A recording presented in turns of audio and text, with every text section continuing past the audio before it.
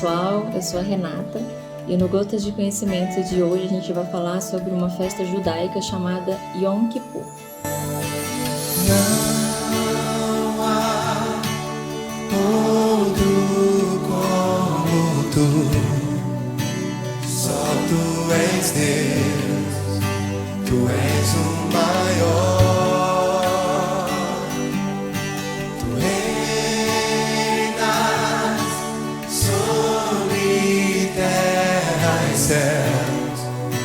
Só tu és Deus, tu és o maior.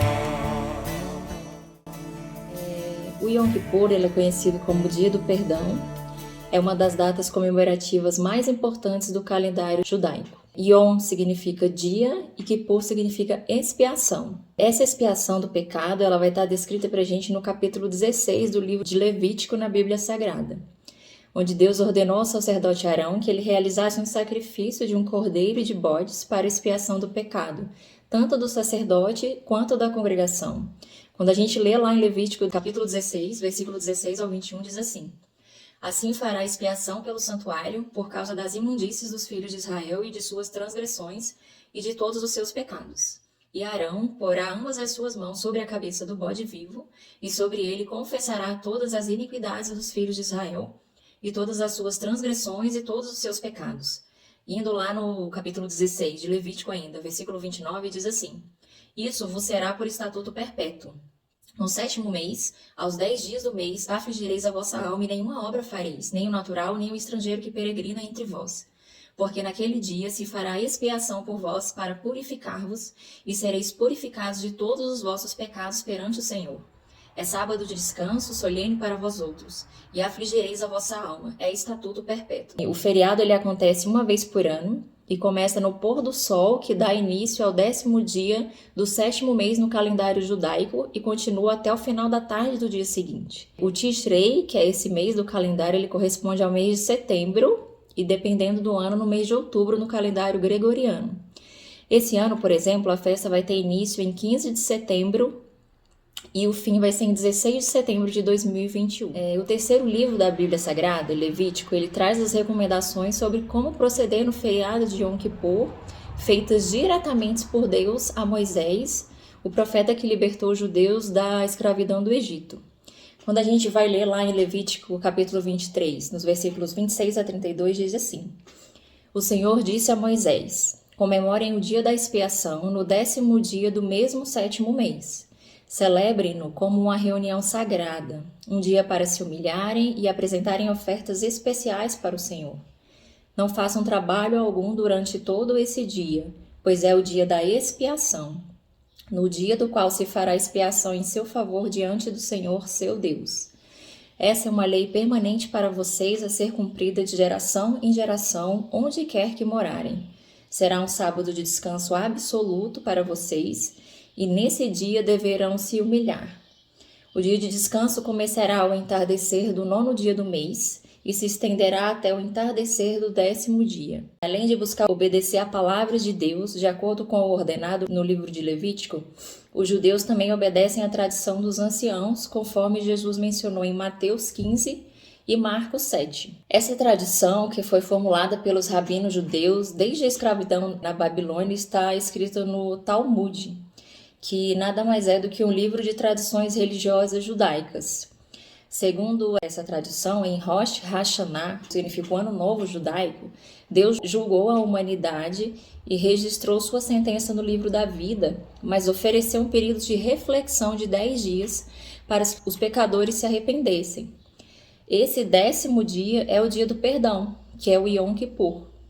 E, segundo o Talmud, no Yom Kippur, o livro da vida é fechado e selado. E a gente precisa se lembrar que esse Talmud ele não faz parte da Bíblia Sagrada. Nada mais é do que um livro de tradições religiosas que não integram a palavra de Deus.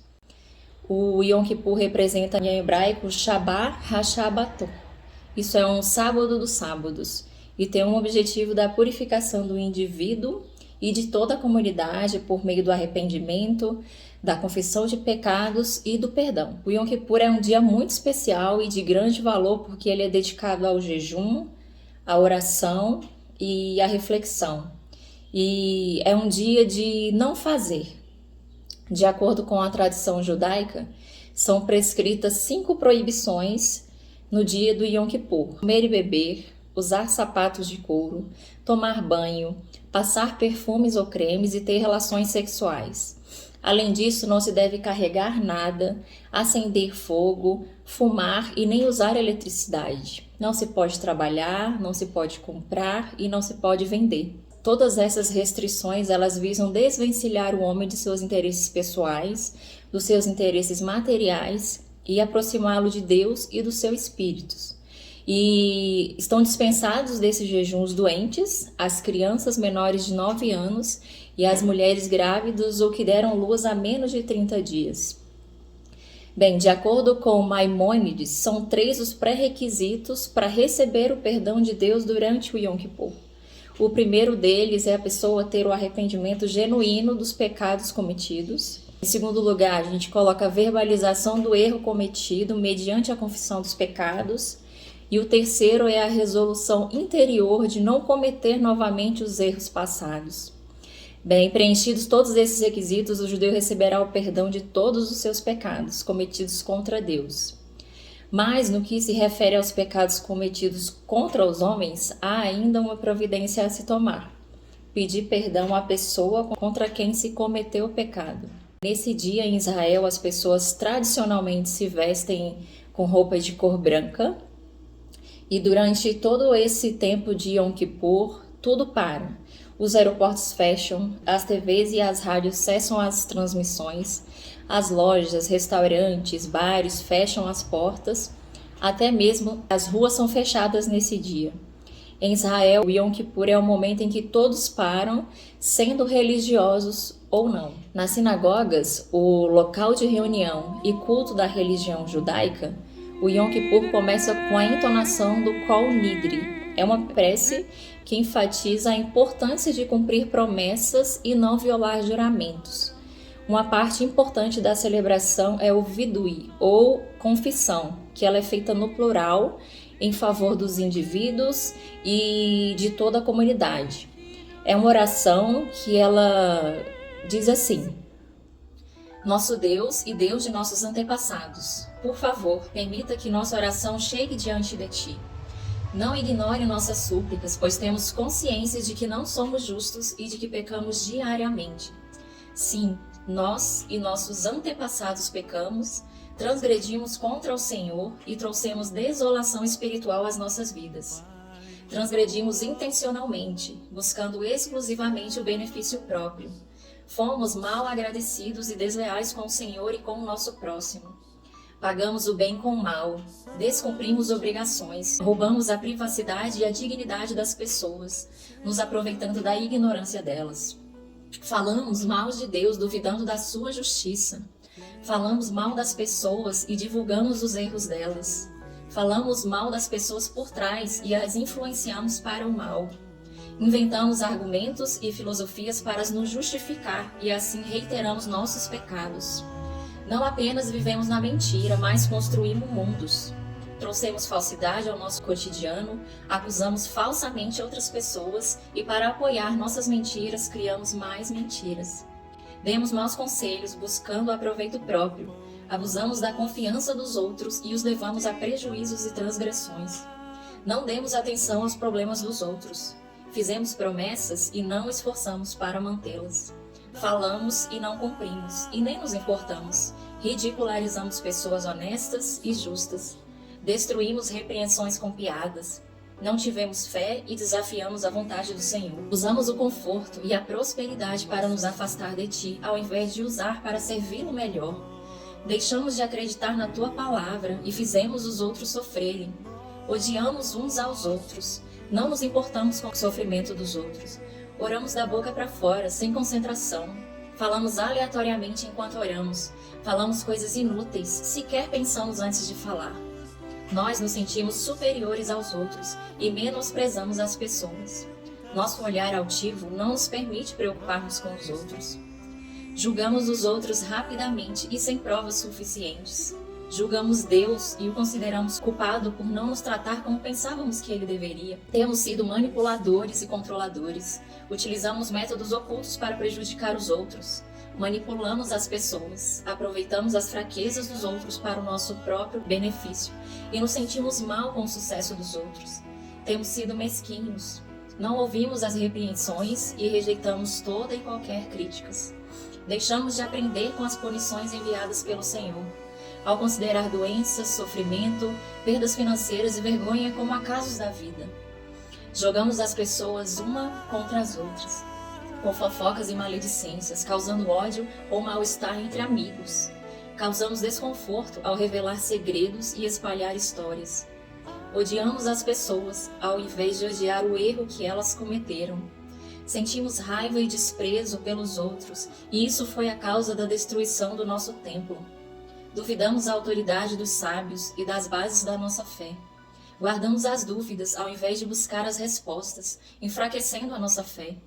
Deixamos de enxergar que Deus estava por trás dos nossos problemas, nos mostrando que deveríamos melhorar. E por todos esses pecados, Deus, pedimos perdão. Nos desculpe, nos perdoe e nos expie. Quando o judeu ora dizendo nos desculpe, ele na realidade está dizendo: Deus, abra a mão do direito de nos punir pelos nossos pecados. Quando o judeu ora dizendo nos perdoe, ele está querendo dizer: Deus, não guarde ressentimento contra nós. Ao dizer Deus nos expie, o judeu quer dizer: Deus, remova qualquer efeito dos nossos pecados, como se nós tivéssemos pecados contra ti em momento algum. Para fazer uma oração assim é preciso ter fé. Muita fé em um Deus de juízo e um Deus de justiça, que também é Deus de amor e de misericórdia. E no final do Yom Kippur ocorre a cerimônia do Neilá, que marca a última oportunidade para o arrependimento. Nela, as portas da arca, onde se guardam os rolos da Torá, permanecem abertas, significando que naquele momento os portões do paraíso também estão abertos. A celebração se encerra com a repetição do versículo: O Senhor é o nosso Deus, por 7 vezes. E o shofar, que é uma trombeta de chifre de carneiro, ele soa, e a congregação proclama: no ano que vem em Jerusalém.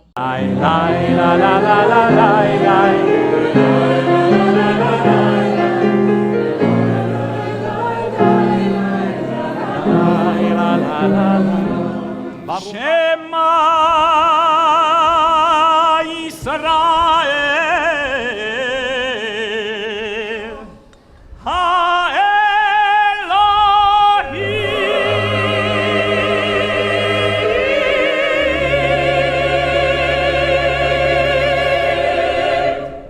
Tekiah Gedolah.